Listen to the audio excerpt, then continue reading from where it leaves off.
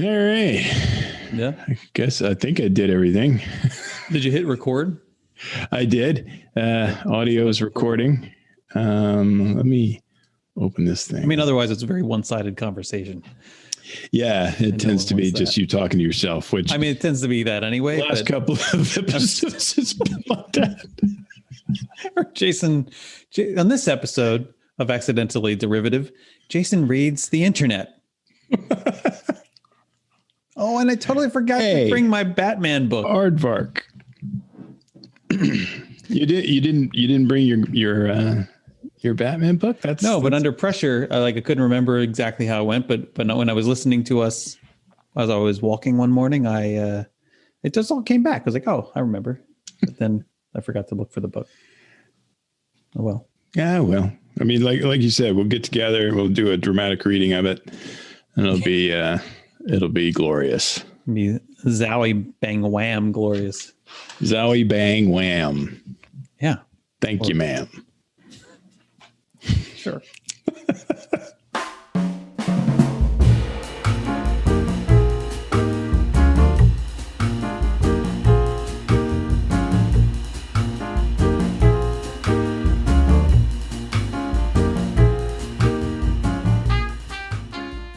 How was your travels? Oh, they were good. It's very cold up there, colder than I'm used to. Great white down north here of Tennessee, of Arkansas. Yeah. It was north enough, by God. Were you at least in the hills? Yeah, I guess Little Rock is kind of in the foothills, I suppose, of the Ozarks. Kind of. There's uppy downy bits, and Did you say the sloppy downy bits? No, uppy downy bits. Oh, sloppy downy bits. That's more around Pine Bluff. Okay. I don't know anything about it, so I don't know what. Yeah, a lot of Arkansas people will get that joke. Okay. But yeah, it's very chilly. I suppose it's below freezing a couple of times, which is a little crazy. It's been getting cold here. Yeah, today, man, suddenly the bottom dropped out of it, and we're now very chilly. It was beautiful today. Yesterday. Yeah, during the day part, but when I woke up, it was like 42 or something. I was like, yeah. I know, right? Although, and of course, now, I'm actually feeling quite pleasant right now. But I did bring a pullover. You look quite pleasant. Well, thank you, thank you. I brought a pullover just in case. Pullover. I'm not even going to attempt to do that accent. I kind of like. I don't know. I kind of dig the comfy, frumpy clothing of winter. You like a cardigan going and man, you don't want to know how you can sense the hunger to have that pipe in your hand. You are reading my mind. Get out of my head. We haven't even known each other a year, and I got you pegged. First of all, I have. You don't want to know how many cardigans I had in my closet in the late 80s, early 90s. In the 80s? Oh, yeah. So you were rocking the old man it was gear the thing. It was the thing. Oh, it was the whole thing. It was cardigans. Vaguely remember cardigans. And Sebagos. And it was a whole thing. And and the turtleneck. You'd wear a cardigan with the turtleneck. Oh, yeah. Okay. The look. And I remember the turtleneck under the sport coat was also pretty big. Yeah. Then then you graduate to the mock turtleneck under the sports coat. It's you don't want to go full turtleneck when you get the sports coat. I mean, it's a little Jerry Brownish otherwise, So, I was just saying this to Michelle. So I don't remember. I don't know whether it was a candle or it was something had a tobacco-ish scent to it. Okay. And when I was describing it to Michelle, she kind of was taken aback by that. It's like, oh, Like, I don't think that would be good. And I was like, no, it's like the pipe tobacco. Right. It's not like the burning tobacco. It doesn't smell like somebody's smoking. It's no, like, the smell of cigarettes, like unburnt, right, is actually quite nice. It's not too bad. And you get some of them that are like, to bring it back to earlier episodes, things like Pall Malls and those either Enders and stuff like that, where they actually kind of smell like raisins. Oh, you don't want to go back there, do you? I will not, not to stay, So, to visit. So I was explaining to Michelle, I said, I think that if I didn't have this, I think well-founded fear of cancer. Not irrational, that fear. Yeah, I could totally see myself as being a pipe smoker. Like I would so rock a pipe. Like, number one, I just like the way it looks, but also the feel. Like, I can imagine the feel. Having never smoked a pipe, I can just kind of imagine the feel. It's almost like, when you have like a snifter of brandy or something. Right. And you're like, kind of swirl it. Nice scotch, and you're like, yeah. It's just that feel. And you have your other hand kind of in the pocket. The pocket with your pocket. Yeah. So you have to say that. Indeed, sir. Indeed. Oh yes, indeed. Indubitably. Quite so. Quite so. So, yeah. You do that with your mouth too. Yeah, yes, quite so. But I have. All of a sudden, you have to have a Britishish accent also. Claire will back me up on that. So you had this pipe, and it's warm, and it just kind of like is cradled in the crook of your hand, and I just like that. I think that would be great, and the smell is great. I'm not interested in inhaling the smoke.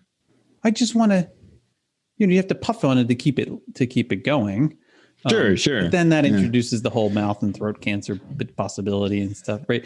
A little downside there. I guess. A little downside, but it smells delicious. Right. And that's the thing about the pipes. The pipe tobacco is like, of all of the tobacco, I guess, whatever genres, the pipe stuff is the one that's the most pleasant. Even like we talked about how cigarettes, if you're not smelling them, don't smell too, or not burning them, they don't smell too bad.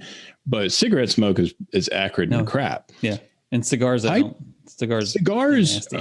a step up from that. Really? I would say, and I have a bit of I guess I have a bit of nostalgia because my stepfather smoked a lot of cigars, and so there's a bit of the old days or whatever with that.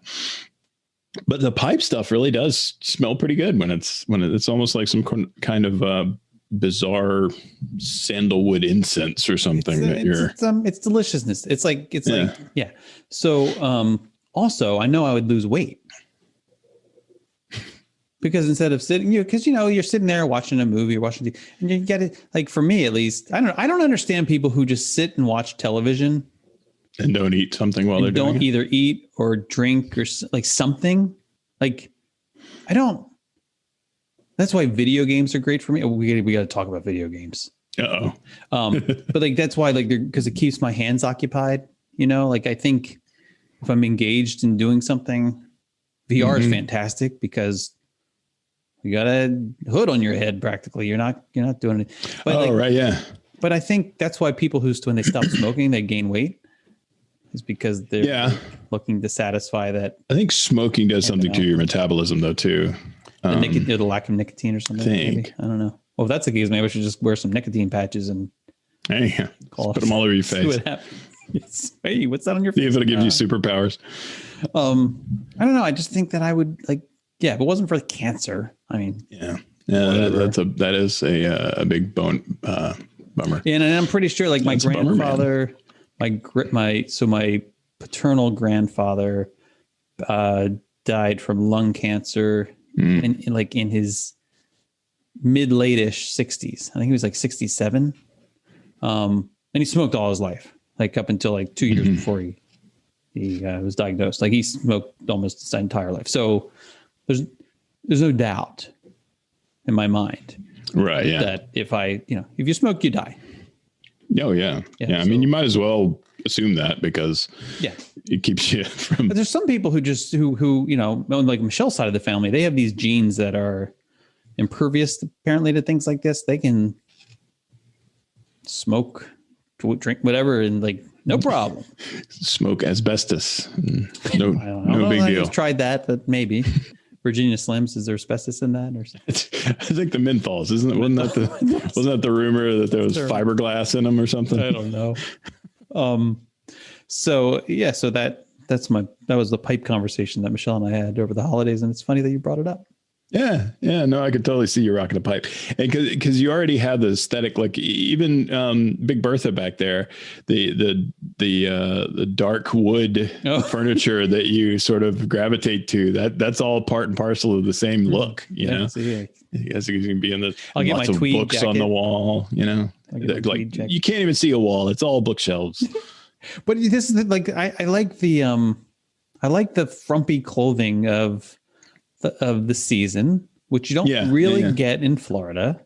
No, right? Sadly. And so it's kind of nice to be able, I mean, look, and also when you're carrying a few extra pounds around, it's nice to throw like maybe something loose fitting a sweater on there. Yeah. Yeah. That's like, look, we all look frumpy. Yeah. When everybody's frumpy, no one's frumpy. That's right.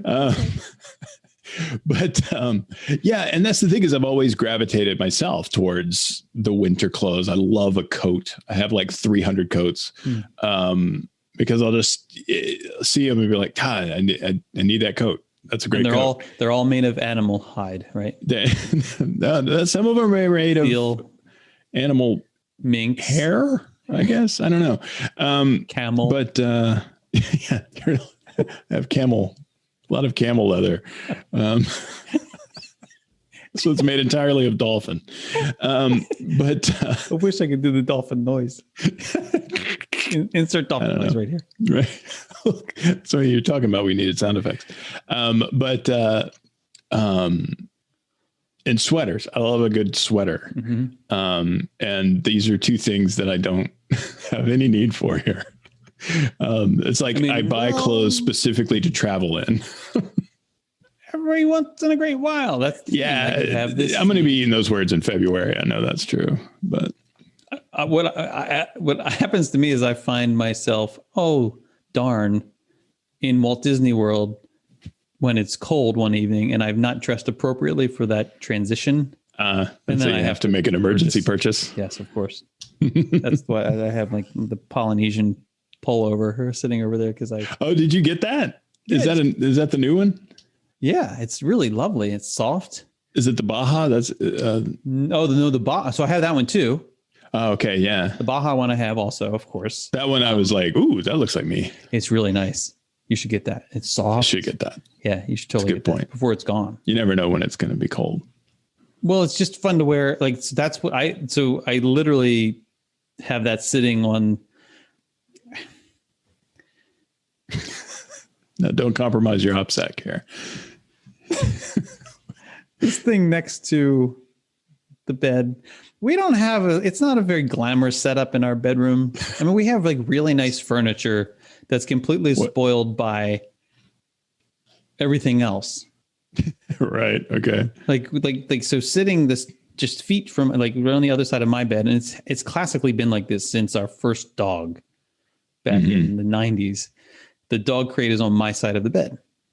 And it's one of those large, like metal dog crate. You can collapse it and take it apart and travel with it. But it's not like a plastic kind. It's like a metal box that's large and draped with blankets. And actually it has like 16 layers of things on it at this point. Like I'm not really even sure what's under there completely, like on top of it. But usually what ends up happening is when I remove everything, you notice like there's this like warpedness to the top of it because of all the weight of all the stuff. Of everything that's been on that, right? Which you don't really realize until you're moving again. So, and I'm never moving again, so so I'll never see that. But anyway, there's like blankets that pile up on there, and then maybe some pictures that need to be hung on the walls that have been there for 2 years, but they're now covered by other blankets and things. Well, sitting on top of all of these things, including like a phone charger and stuff, sitting on top of all of these things, this fire hazard is my new Baja Walt Disney World pullover, and that's when it's cool in the morning. That's what I choose to put over. There you go. So it's general purpose cold weather ad hoc. It's soft drapage. It has a hood, which I almost never use except if I have to take the dogs out. Or if you wanted to do like a Jedi cosplay. Especially in a Baja. I mean, come on. It's true. So the other thing that I really like, this is more of a necessity here than I would have expected it to be. I like having slippers around. Yeah. Like, because our house is all, with the exception of the, so the bedroom is carpeted. So all the bedrooms are, that's not true. I'm lying. Our bedroom and the guest bedroom have carpeting. Henry's room has carpet too, I believe. I think it was just Alex's room that was hardwood. And then we put like a rug down, big like room size rug down there, like shag. I got one like this purple shag. It's the most disgusting thing you've ever seen, but it's like perfect. Purple shag. It's like purple shag. Nice. And then that's David Bowie album, by the way. But the rest of the house and living room, we have like a big area rug thing going on there too. But otherwise, the rest of the house is all tile okay. And hardwood floor. So then you go in the dining room, it converts to, transitions to hardwood, but like kitchen, hallways, all of that, bathroom, it's all tile. Tile's not warm. No, it is not. I mean, in the summer, it's fine. It's not warm in the summer either, but it's more pleasant, I suppose, right. More refreshing. So having slippers is kind of a needed thing. And then when you walk out, I go out into the lanai to let the dogs out and such, then that's also nice because even if it's not cold, you don't know what you're going to step on. True. So I have like outdoor slippers and indoor slippers. I'm becoming I realize I am. You have a whole array of slippers. I'm definitely for different situations. I'm like 6 minutes away from just like getting on Amazon and buying more cardigans for sure. Like it's going to happen. And a pipe. I'm sure there's like a smokeless pipe I could get. Probably like I'm sure there's some kind of vape pipe or something. I don't want to vape. I don't want to like explode on me. And those have their own chemical issues and stuff. I just want something that is going to give me the scent and the heat. Oh, okay. Not heat. Yeah, I guess heat. No heat in my mouth. Like heat in the palm. Right. I guess you could get like a bowl pipe. I mean, if you're going to do it, might as well go all out and get there's that specific kind that Sherlock Holmes has. Yeah, whatever that, right? I mean, that's got a name. I don't remember what it is. I'm sure Claire knows it. And then instead of like tobacco, like you have to plug since you're worried about the mouth cancer, you want to plug that thing and just have the bowl and get those cone incense and get some kind of like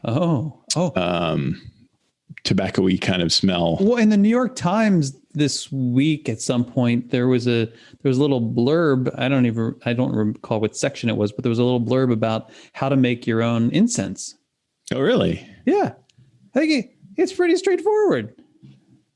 You just dip a stick in some stuff and then no, I mean, like you have to, you get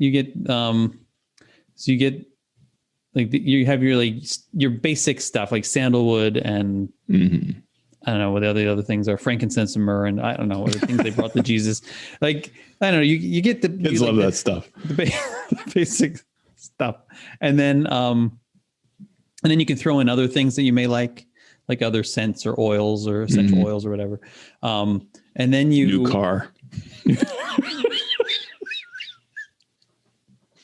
That never smells like new car, by the way.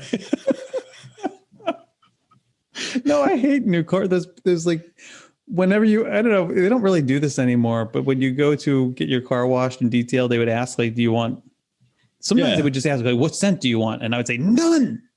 Right. Don't put any new scent. Because like new car at least has this sort of neutral, sort of clean, I guess, kind of scent, even though it's a scent and it still assaults you in the face. But the other choices are so weird. It's like, I don't want my car smelling like cherry. Why is that a thing? What? It's like going to the dentist, right? I'm at the dentist. Right. The dentist. I said that on purpose. I know. It was painful to listen to that again, by the way. Yeah, and you heard yourself doing it, didn't you? Oh, totally. 7 times. Every time I developed this little tick about it now that I hear it. I can't. Terrible. I said that.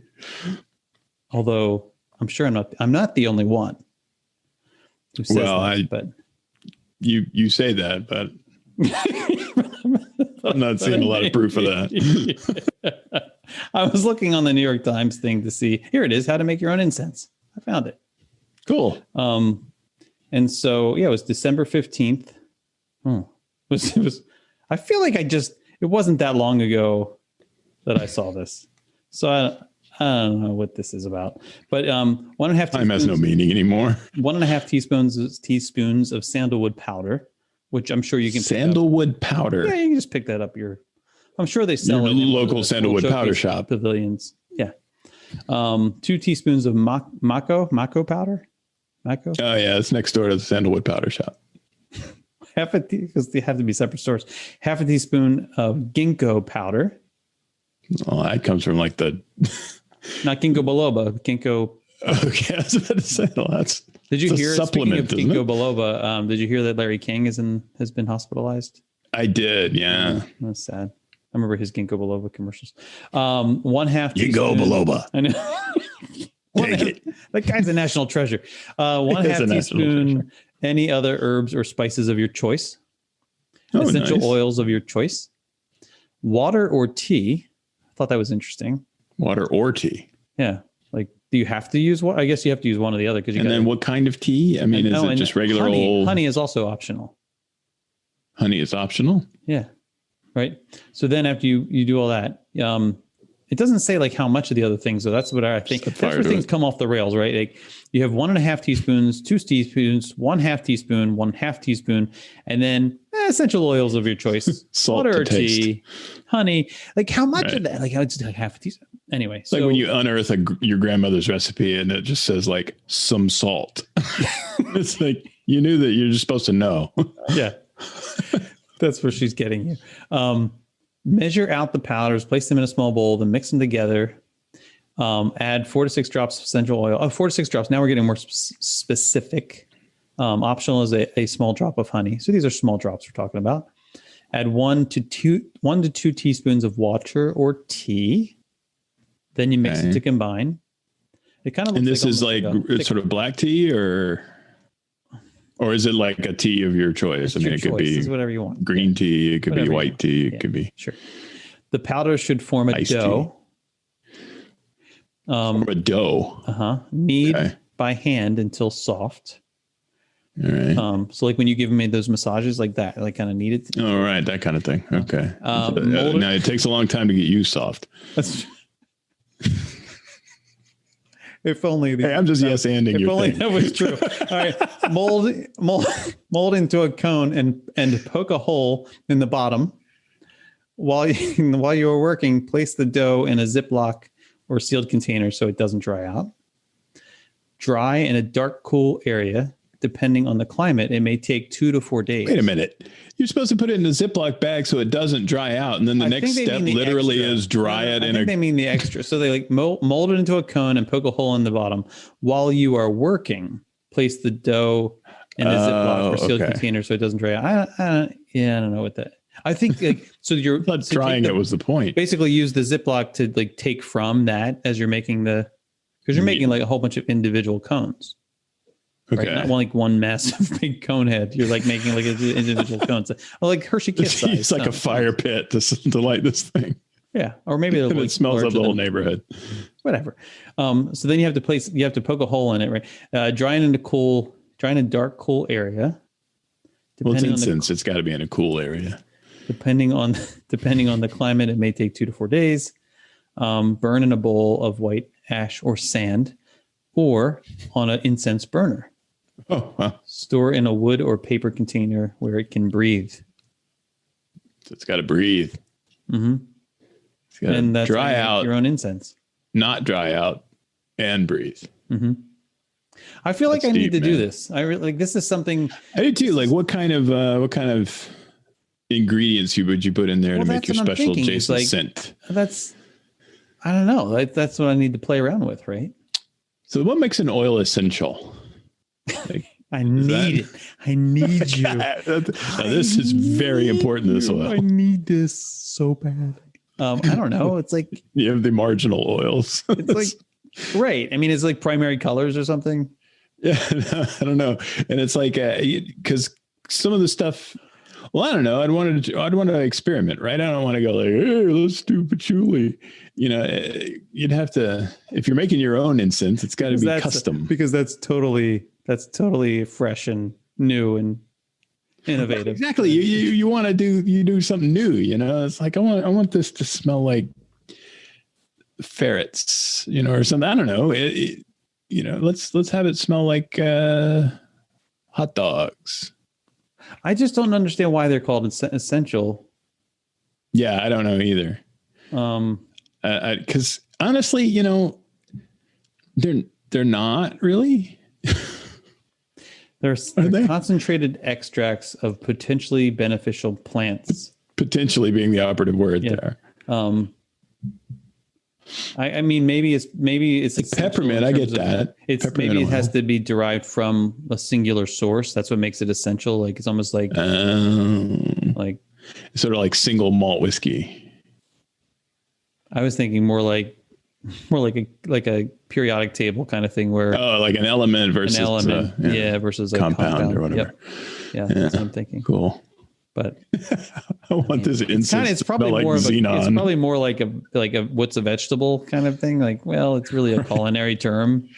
Yeah, and largely meaningless. Family. It's the whole tomatoes are fruit. Okay, well, yes, they are fruit. Okay, but I mean, well, from a scientific standpoint, they're fruit.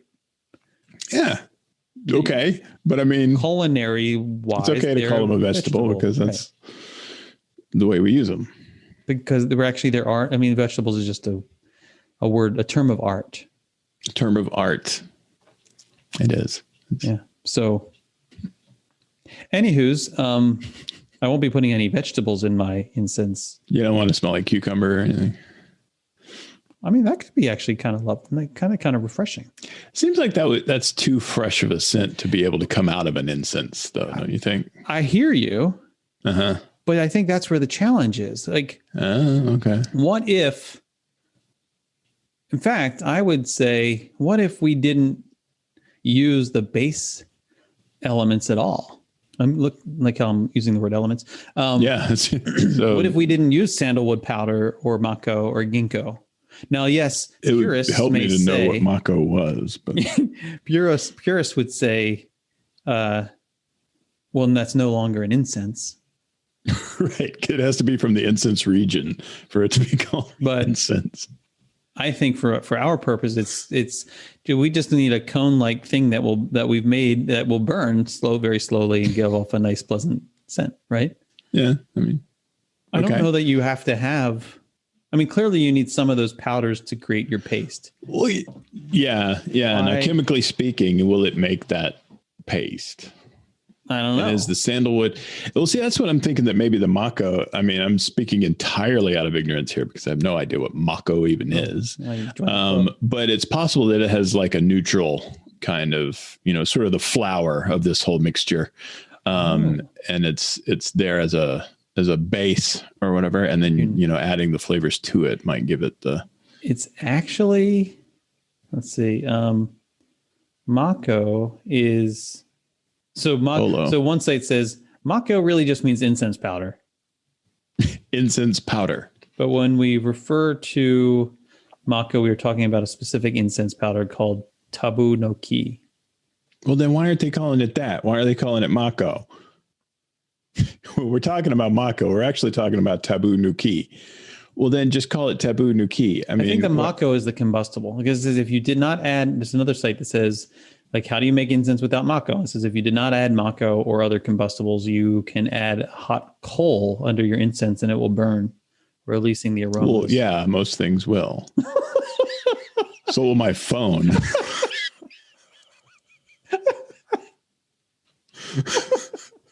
Hot coal. Thanks, Bill Nye, the science guy. I think the point here is that the mako is actually odorless. Okay, yeah. See, that's what I was getting. Although, wait, at. there's something else called Laha. Oh, of course, there's Laha. I mean, I feel like we're talking about the wasn't Teletubbies expecting now. Laha. Now we're talking about the Teletubbies. These are all Teletubbies. I'm sure of it. Again. Laha can be used just like Mako. Laha. Well, of course it can. Has water-soluble adhesive properties. Well, and almost odorless characteristic that seems to be entirely lost when mixed and burned with other ingredients. So, I think that maybe that's the sort of the base. That's your blank slate that you're sort of. So you need the Mako to making your art on. Right. But I don't think you need sandalwood.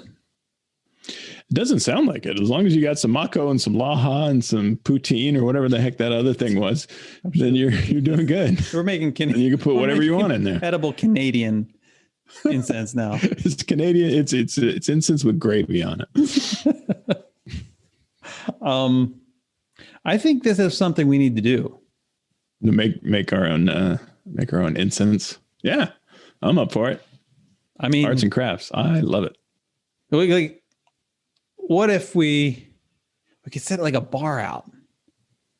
Oh, an incense bar? Yeah, like we could get all these different ingredients, right? And different oils and stuff. And then like the weirdest version of like Chopped ever. Like make your own incense out of these weird ingredients. I was thinking like, like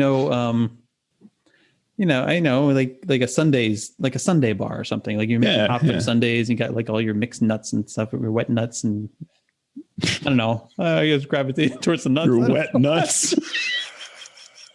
What kind of Sunday bars are you going to, dude? That's like a Saturday night bar. Ain't no Sunday bar.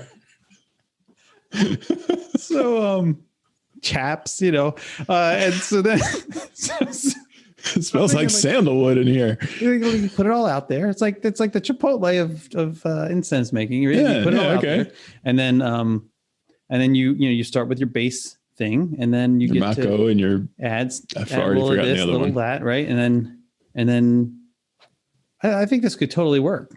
I think this could be fun. Yeah, and just making tiny little batches, so that way. Yeah, small batch artisanal incense. There's that word. Yeah, that one. I think it'd be great. Yeah, sounds good, man. Let's do it. We'll make up an accidentally derivative scent. This smells like Jason's cardigan and not Teen Spirit, that's for sure. Teen Cardigan. That's what it is. Smells like Teen Cardigan. You know what that smells like? It smells like REM albums and rejection. It smells like Polo. That's what it smells like. Polo and what else did I wear back then? Eternity for Men. Ooh. I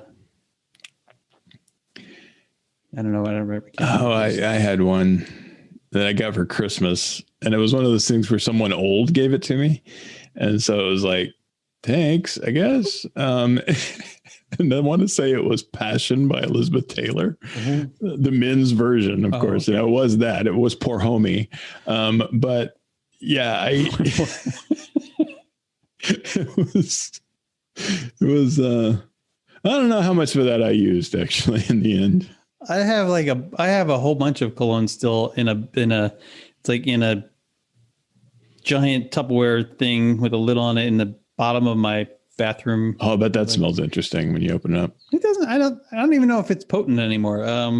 Yeah, maybe. I mean, I've been shipping it around, moving it around for 3 decades. This bizarre albatross around your neck. I mean, but I can bring some of that with me to the. Oh, please do. I want my Mako to smell like that. Like the perfumery in the trench. Just make blank incense and put it in that box and then just shake the box up. I just let it sit there for 4 years and then pull it back out. This stuff is going to be great when it comes out. Yeah, so I think that could be fun. So the pipe. So you're saying if I could come up with one that smelled like pipe tobacco, like put that in there It would give a little swirl of smoke constantly. That smell, like, have you ever, like when you iron something that's made of wool? You're not supposed to do that. Well, I mean, if you have it on the wool setting, it's okay. But I don't know how to, and some other fabrics smell like this too. Burning? But not a burning exactly. And it's not wet exactly either, but it is a humid, fabric-y smell. That smell, I always thought kind of smells. Like no, it's the good version of that. Because there's also like that Girls, smell. But yeah, there's that, and then you need some sort of a tobacco-y, and then like, is it like pipe tobacco is weird because it comes in all kinds of flavors, right? You see like it's vanilla pipe. I don't know. Cherry. I've actually never bought pipe tobacco. I honestly like weirdly. You mentioned having a lot of cardigans in the 80s.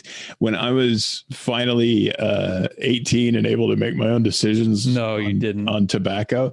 I gave it a shot. I tried it because like you, I was like, I love the pipe tobacco. And then, I was in the theater, right? Everybody I knew smoked their face off, but I had never got into that. I was like, God, that is awful. I hate that. And so I was like, well, maybe they're like, I like pipe tobacco. That smells pretty good. So I went to, of course, Walmart, like you do when you have no idea what you're doing, and got the I don't know, Sam's Choice pipe tobacco, but it came in like vanilla and cherry, and it seems like there was another quote unquote flavor. But you smelled them and you're like, did they smell like cherry or vanilla? No, not like smell like pipe tobacco. And it's like, I think they just printed that on the label, and they're like, well, I take the vanilla. I like the cherry better. And the guy in the background that's making it was like, oh, they're all the same. They're so stupid. I don't know why he has that accent, but yeah, so I gave it a shot, but you had the pipe and everything? I had the pipe and everything. You still got a little tamper. You still have it. I might actually. You don't throw. Hang on a second, because if it's anywhere, it's right here. Your grandma might have it. There's no way that he throws that out. If I had a pipe, I mean, I still have cologne from the 80s. There's no chance that I'm throwing a pipe out for sure. Especially if it's cool looking. Sadly, it appears to be gone.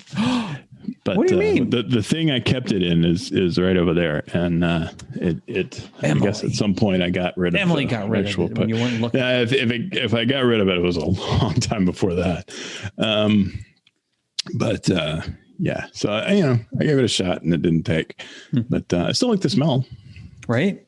See, me too. So maybe we can make the incense thing. Yeah, maybe so. That'd be fun. Would work. I got to figure out what my signature smell is. Oh, I don't think I'm really like well honed in on what mine is either. Like, I don't know that. Well, I think you got a good theme going with cardigans and pipes and I'm staring at a candle. Do I have any matches? Hold on. Oh, I'll be right back. I got it. This is the only one of us is here at a time episode. The tag team episode.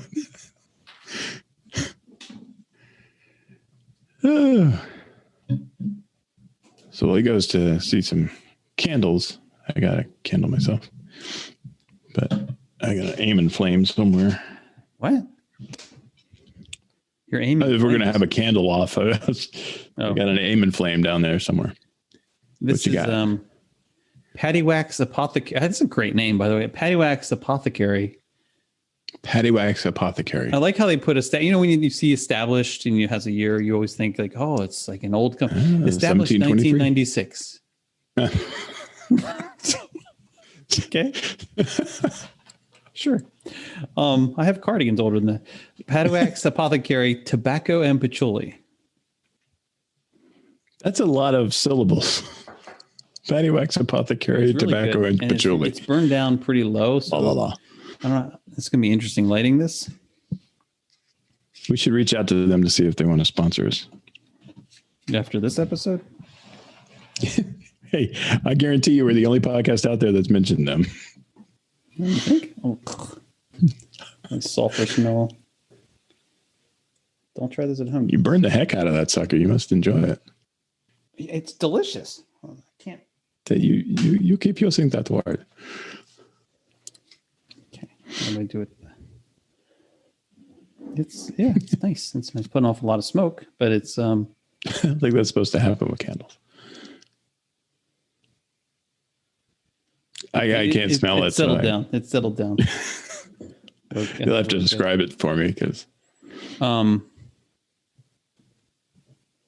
imagine it's tobacco and patchouli, but yeah, I mean but the patchouli is very subtle, as it tends to be. Does it? No, I feel like it smells like a hacky sack.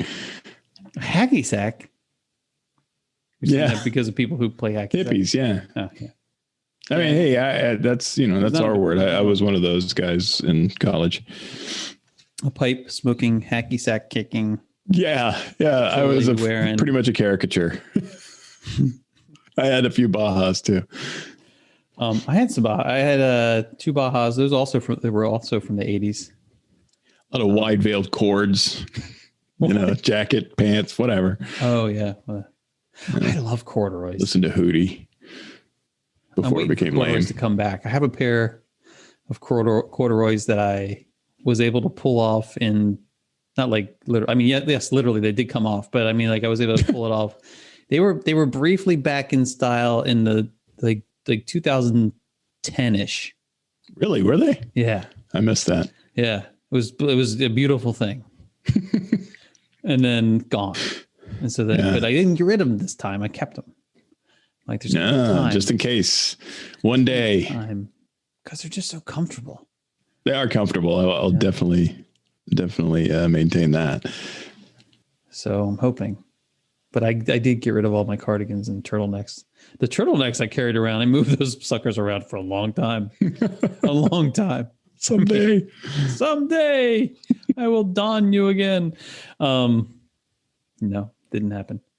So, I don't know how we got onto that subject. I always find I like tracing things back. Talked about I've noticed that the pipe. We talked about the pipe. Yeah. But before that, I don't know how we got to the pipe. I don't remember. The tobacco. You brought a pipe. You brought up the pipe because you look like you should have a pipe. Yeah, I think the cardigans came before the pipe. I think the cardigans did come before the pipe. They had to have. They were just talking about cold weather. Cold weather frumpy clothing. There Frumpiness. It is. Yeah. That's what got us to Patty Wax, tobacco and patchouli. Patty Wax. It's a knick-knack from Patty Wax. Exactly. Oh, it feels better. See, I feel like it feels so good when I can go back to the origin. Like, okay, where realize why the hell we're talking about this. Why do we talk about that? Yeah. No, good times. Well, let me tell you why we're talking about this, because back in March, I came to you and I said, "Hey, we want to do a podcast." I was like, "Sure, we're not doing anything else. So why not? Of course." 27 episodes later, patchouli. Yeah, I feel like that should be a safe word. The patchouli episode. That's this one. We finally made it. Every podcast goes through that phase. The phase. The patchouli phase. So I don't know if we should talk about this thing that you sent me a pin about or not.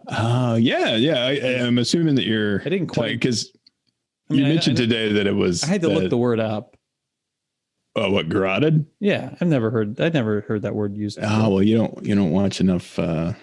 Mystery movies with. No one ever says that. In it. They say like strangled or. I like keeping the audience in suspense about this too. Rotted. What the hell is this going to be about? Because that's weird. No one's. So yeah, we were discussing something in the on the Facebook page that had to do with our last episode. What? I know you're wafting the scent towards you, but it seems like you're like, yeah, wrap it up. It's like, Jesus, already? How long have we been going? Blah, blah, blah, whatever. Move on. So anyway, we were talking, and we have a lot of fun. At least I don't know if our poor listeners are enjoying this, but we were having a discussion on the Facebook page, accidentally derivative, facebook.com/whatever. And somebody, Chris, I believe, mentioned 4 to 5 dentists. 4 to 5 dentists agree that you need to floss every day. Floss everything. You don't know what happened to the 5th one. And I said, well, maybe you got garroted by dental floss. Right. And then that sparked a memory in me. And that's why I sent you the pin. And I just sent you the pin that had the screenshot of that and garroted by dental floss underlined in red or underlined, whatever. And because I have to tell this story. Now, I have mentioned my grandfather, Pete, before on the show. He passed away about 16 months ago. Now, I guess it was back in the fall of 19, and almost 99, the guy. And he veteran of World War II, Korea, Vietnam, war hero by any imagination of the definition, but was the most gregarious guy you'd ever meet. All the war stories that he would tell you were hilarious. Self-deprecating things when he would goof up, or his people would goof up, or he saw something crazy that happened or whatever. He wasn't, I don't talk about being over there. That wasn't him at all. But one of the things it did make him is he was very much someone who was frank about pretty much any topic. And there was one time when we were flying with them, my grandparents, down to Disney World, and in the security line, he just starts chuckling, and I'm like, "Oh, why? What's up?" And he goes, "How old were you at this time?" I was an adult, so 38, perhaps. I don't know. And he goes, well, it's just really funny to me that they're making people take off their shoes and they don't let you go in there with a pocket knife. And I was like, yeah, it's pretty crazy, right? And he goes, yeah, because I mean, you give me some dental floss and I'll cut your head off, man. I was like, yeah, dude. And he was just like, ha. I mean, and he wasn't, officially a part of the artillery, but he was around a lot of it. Mm-hmm. So his hearing, not so much. And his hearing aids, he enjoyed, just not using them, because I think he got a certain amount of pleasure from making people, repeat themselves and yell and stuff. And so this also makes him very loud when he speaks. And so I am, and the thing is that you can't get him, once he gets on a roll, you can't get him to stop because he becomes like read only at that point. He's just going, and you're going, dude, Pete, you got to stop. He's like, yeah, you can just cut people out. I'll take it right off of there. You're getting like, dude. You're talking about decapitating people with dental floss. So how would you do that? Would you wrap? Would you have to a single strand? Yeah. And then, that stuff is I know it's sharp. I told you, it's not just sharp, but it's strong. Like the tensile strength of that stuff. I mean, you could lift lots of things with it. So you go around once and just pull. So and our next video project is lifting things with dental floss. You have to decapitate someone. But yeah, it's he's like, you get between the vertebrae and Bob's your uncle. So yeah, he was pretty frank about that kind of thing. And TSA loves that kind of conversation too. Exactly. They enjoy that. They're like, ha, tell me more. Come over here. Put these. Let's see. Cavity surgeon. Let's you like Cuba this time of year? Sure, we confiscate all the dental floss off this guy. So that's what happened to that 5th dentist. Pete got a hold of him. And he was garroted. Quote unquote minted him. Is it garroted or garroted? Garroted, I believe. Garroted. But there's only a single T. Which is weird because You would think there would be a double T, but it's not. It's kind of like canceled. Canceled is only one L, which seems like it should be two. Yeah, I think I make that mistake sometimes. Still. I think that's become sort of okay. People are like, you know what? It's way too much that it should be two, that we're just going to spot you the two. Right? That works too. Oh, hold on.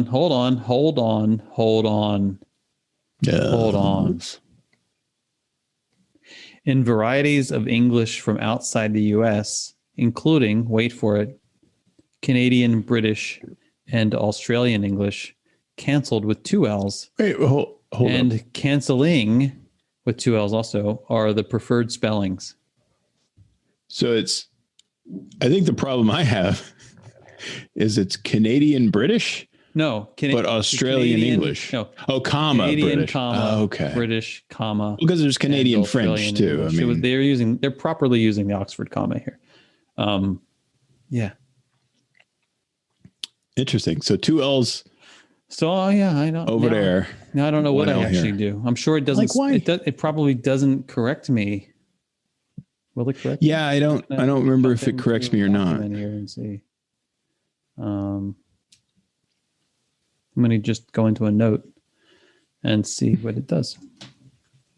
Oh, didn't correct.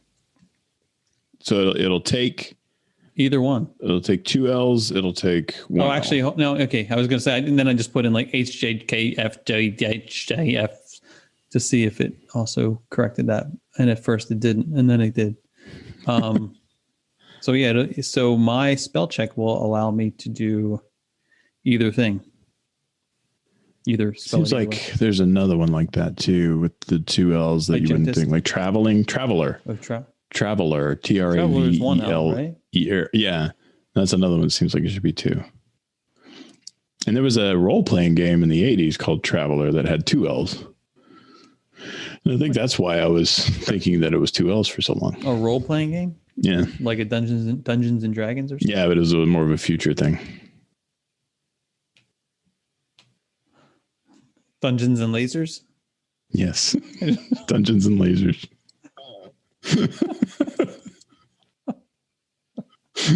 They still have dungeons, but now they're laser tag. Laser tag was always fun. Laser tag was fun. I mean, till the kids ruined it. Yeah, that always happens. Yeah, stupid kids. And you can't take the kids because if you take the kids to laser tag now, then you end up. There's always that one group of adults, like trying to play a little too much. They're just like, guys, like seriously, there's a bunch of 10-year-olds here. Like, what are you doing? Like, you butt stroking these kids with like what's happening here? They need age specific. Yeah, it sort of needs to be like weight classes, but with ages. Yeah. Like a cursing laser tag and a non-cursing laser tag. Anyway. I know which one I'd be in. Yeah, dirty sailor. So the thing I brought up to talk about, which we don't really have to talk about much, because I think it's probably a universally held concern, disdain, whatever. Glitter. Oh yes. I mean, this especially around this time, because it's like terrible. Things have glitter on them that you weren't even thinking would have glitter on them. Like there's all kinds of different ornaments and whatnot that like subtly use the sort of translucent glitter. It's not like the full on in your face silver glitter. It's just that kind of almost like a mother of pearl kind of look to it. And it's on a white thing. And so it just kind of has a glisten to it. And you're not thinking, that's glitter. But when you kind of drop it or it rolls a little bit and you put it in the thing, and now you've got this trail of glitter everywhere. And you're like, where did that come from? Yeah. It just should be outlawed. I had a colleague of mine who is saying today that she is still trying to clean up glitter around her house from like ornament projects that her kid was doing, and like this glitter's just everywhere. Yeah. And I think my disdain for glitter goes back to the year after Michelle and I were married. We received a card, like an anniversary card, from the photographers at our wedding, and it opened the card, and I don't know, it was a box or the card. Anyway, we opened this up, and just a glitter comes out everywhere. Oh my god! But not like not that like super fine glitters. It's more like the confetti glitter. Oh, okay, yeah. So it's still shiny and plastic, like it's like right, it's plastic and sparkly. Anyway, manageable. I kid you not. I was finding this glitter. Oh wow! So in various places for like 4 moves later. Like that was our original apartment we were in after we were married, and then spreading it around like an STD. 2, or like 3 additional places we lived where I was still finding this glitter. Yeah. That had made its way into this, like the crevices of something. It's crazy. Glitter should be banned. Like, like my mother, she gave me these Christmas presents. Like she had like stockings that had glitter all over the boot of the stocking. And I'm like, I don't even just, you know what? You open it for me. Just open it for me because I'm not touching it. Take it outside. Yeah. I'm not touching it. Hose it down first. It'd be like the bomb squad. Oh my God. Yes. We freeze it with liquid nitrogen first. But yeah, and then you get that like a wrapping paper that has glitter on it or whatever, and then that junk is everywhere. That happened that's you can make that mistake pretty easily because the wrapping paper is sealed in a tube of plastic, and so it looks sparkly, but you don't think it actually has real. But it might be that glitter. Kind of shiny that some of those little like thin ribbons have that kind of a metallic shine to them, and maybe it's that kind of stuff. The paper, right? Right, but it's not. No, it's glitter. It's not even glued there. It's just kind of resting there. It's using static electricity is what's keeping it to the paper. It must be because it's like these are these little stars. It's like black wrapping paper. It has it's like black paper with these little like tiny little gold stars all over. It's really beautiful. Yeah, but the stars come off. It's like not like why? Why? I don't get it. And they end up everywhere. Rough. They end up everywhere. They're on your hands. They're in the carpet. It's like I can't take it. And that stuff doesn't vacuum because static electricity is a strong force. Static electricity is a strong force. There's strong nuclear, and then there's glitter, and they have sharp corners. The sharp corners will dig into the fabrics of the carpet. So like those little hitchhikers. Right. Yes. Like, so you got little burrs in your socks. Same kind of concept. And you can't vacuum burrs out of your sock. Mm-mm. You can't vacuum glitter out of the carpet. That's not going to happen. Or if you, God forbid, you have hardwood floors and they got the seams in between the planks. There's going to be glitter in there for years. Ever. You're never getting that out. Mm-mm. That's the only way you can get it all up is if you're in a spherical room that's completely smooth, and then you have a lot of water. That's it. That's the only way. So you're in a fishbowl, right? So you have to get a big fishbowl when you get a glitter package, and then you take the package in there and you open it in there. It's like a clean room. Oh, okay. That's it. You need a clean room. You need one of those rooms you go through. I wouldn't need a clean room. The hanging, have the glitter, the plastic curtain, and then it's got the sticky stuff on the floor, so you get all that stuff off your feet. Well, that's what I feel like I need, like to open the gift that has the glitter all over it. Is that need to be in that laboratory where you can stick your hands through the gloves, like they're built into the. There you go. Into the thing, and you just like manipulate the packaging. You're like behind the glass. You get a tear in one of the gloves. Breaching contamination. All the doors come down. Well, that's kind of how I respond every time I see something with glitter. I'm like, no. I mean, it's an overwhelmingly disproportionate response to something, right? But which is very unlike you, right? I just have this belief that if I keep reacting like that, maybe people will get the message. Finally, someone will understand. Well, like, I don't even care about being understood at this point. Like, I'm past that. There's a time in my life where I really cared deeply about like proving my point to where somebody would just like like actually get it. Like, oh, yes, I agree. Right. I don't really care anymore. But whether you agree or not, it's freeing. Like if you don't have the capacity to understand the truth that I'm trying to convey to you, then I'm not worried about it. But what I care about is, like, if I say that I don't like glitter, and then you proceed to get me something that has glitter on it, please believe me when I say that. Are you just being a jerk at this point? Like deliberately trying to just instigate? Or do you just not care about me enough to like avoid the glitter? The best is that when the people will say, well, that's not glitter. Oh, come on now. It's shiny and flaking off everywhere. It's glitter. Right. What? We're going to split hairs here? I mean, it's not sequence. Right. Yeah. It's not rhinestone. Like, if it's, is that how they make glitter? Is they take sequins and put them in the food processor? No, I don't. Seems like that's a good way of making your own glitter. How Mr. Rogers used to go. That's the second Mr. Rogers reference today. Mr. Rogers used to go to the little factory to see how things were made. Like that's the one episode of Mr. Rogers I would never want to see if he went to a glitter factory. Yeah. And he'd probably be the same way. It's like, no, I'm not going in there. No. That's evil as hell. I can glitter all over my cardigan. That's why he has to take it off and he comes in and do stuff. Glittery glitter all over, man. Did you see the movie? The Tom Hanks thing? No, I haven't seen it. No. What's wrong with you? I think we're 27 for 27 with you asking me what's wrong with me. Come on. You ask me that a lot. Come on. I am dead inside.